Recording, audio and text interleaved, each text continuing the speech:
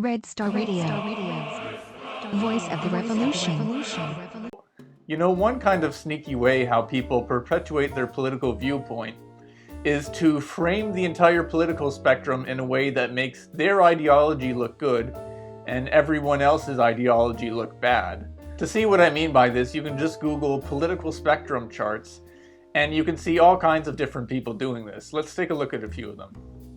Okay, this one is probably one of the most blatantly one-sided political spectrum charts I've ever seen.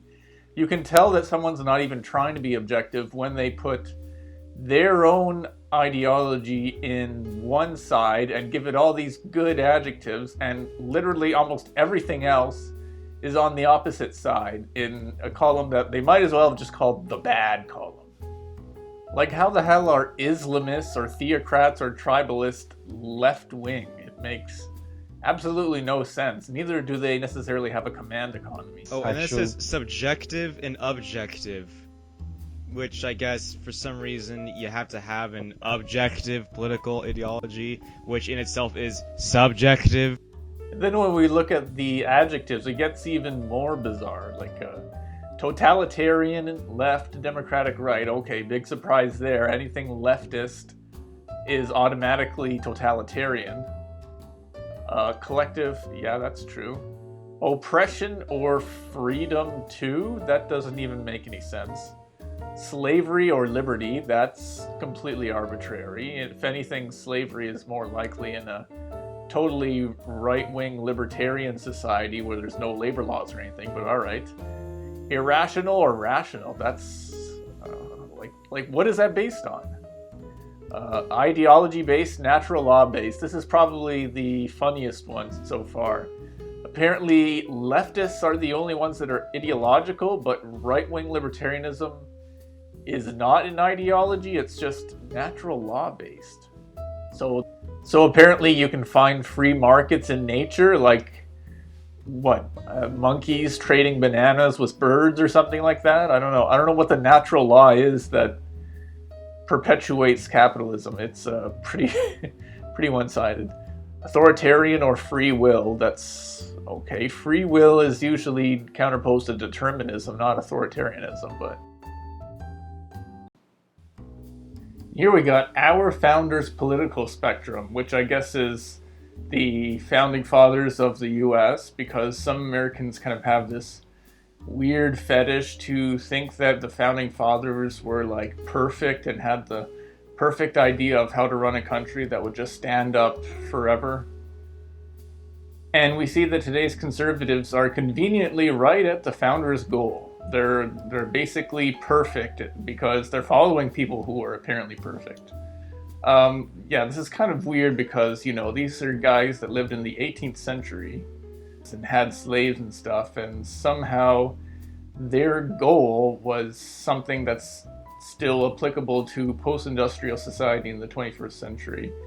So looking down the list, there's old Republicans, Democrats, and then American left today is apparently the closest to absolute brute force despotism, which is kind of weird. Who exactly are the leftists around in the US today that are using brute force? Like, who are these American leftists? No. I can maybe imagine some Alex Jones or Rush Limbaugh type saying at the time like these Occupy, they're all terrorists. They're all trying to destroy the American way of life by sitting around. Okay, here's another weird one. I don't know why people think it's a good idea to make a three-dimensional political spectrum chart, because it's kind of too hard to actually look at it. Like, how are you supposed to remember the three things at once to try to look all these things up? It's just weird. So we have liberal and conservative economy, which I think they actually mean left or right. But this is probably pretty American-centric, since they think left equals liberal and right equals conservative, so there is one problem with it. Once we get to the actual so-called ideologies, it just gets even worse, because there's only a couple ideologies in here. Then we have authority, establishment. Yeah, it's entirely dependent on what the authority and establishment even is in the first place. Okay, here's another abomination. What The the hell? Trustafarian. But saying Is it because they- some anarchists like ska? Is that why? Which is weird, because if you're an anarchist, you can never ever be on any side that says more government control. In fact, you have to be at the less government control and like hugging the border of the entire picture. Yeah. I also like how hobos and bums are like completely opposite of each other. Oh yeah. Also, the really weird part is that one of the axes is human nature. Is it constructed or innate? And of course, the commies are all the way at the top, saying human nature is constructed. I don't know why this is what they think is the most important question about ideology, whether they think human nature is constructed or innate. It's like, that's not even political philosophy, it's just regular philosophy. Yeah, for human nature constructed, they should have had something like where something that transcends the border is a picture of Max Stirner calling human nature a spook. And here we have the true political spectrum, so I guess the other ones were the fake one, and now we got the true one here. Anything that has the word like true, unbiased, or the rational is usually going to be the opposite. Yeah, so this one measures government power, and right at the very end there's monarchy, rule of one. And that includes fascism. Okay, that's usually ruled by a small clique, but then it also includes socialism and communism, which is a little weird. Most communist regimes have replaced monarchy in a lot of countries, but for some reason they're actually a new monarchy. Because communists obviously always want total government power. It couldn't be that they have seized the state because they're trying to transform society and kind of need it to do that. And apparently it doesn't matter that communists actually want to abolish the state, which would mean no government power. Also, I find it kind of interesting that at the bottom they basically say the natural flow is towards more government power. It's like they don't care who benefits from that power or why the state exists in the first place. It's as if the state just came out of nowhere and started growing for no reason, and it just keeps growing and growing, bigger and bigger. Nobody knows why or what causes it. Because if you read Marx, he has a pretty good explanation of that with the historical materialism. The history of these struggles is the history of the class struggle. Different classes are competing to have power, and that's where the state comes from and why the state keeps getting bigger and more powerful.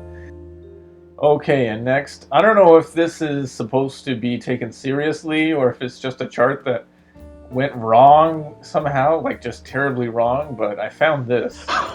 Face your eyes on this. Oh my god. What do the numbers even mean?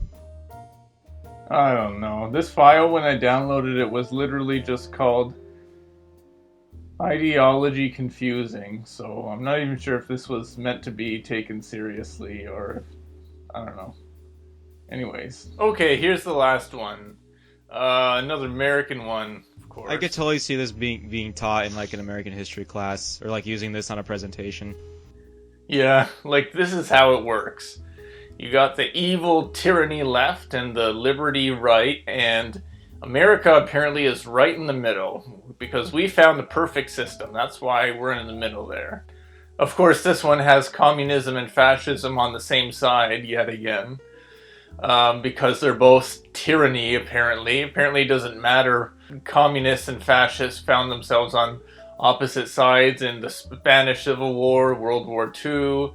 The fact that communists were the ones who stopped fascism in Europe, and that fascists are explicitly anti-communist. They're sworn enemies, but apparently that makes them both on the same side because they both hate monarchy and liberty. Because I guess they can't tell the difference between the actions of a government that's constantly under attack and the exact opposite, where the government is attacking everyone else, every other country.